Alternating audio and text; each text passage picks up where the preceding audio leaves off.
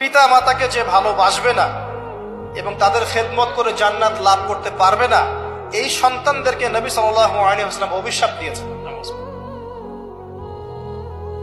মায়ের সাথেই জান্নাত জড়িত আছে, পিতার সন্তুষ্টির সাথেই সন্তানের ফয়সালা জড়িত আছে।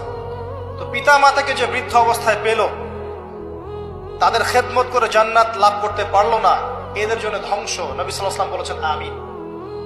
আপনি পৃথিবী থেকে চলে গেলে রব্বির হামহুমা কামা রব্বায়ানি সগীরাও বিশুদ্ধ করে পড়তে পারবে কিনা সন্দেহ আছে।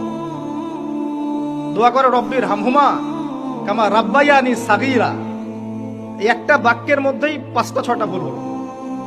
বলে রাব্বির হামহুমা কামা রাব্বায়ানি সাগীরা, এভাবে বলে আপনার ছেলে।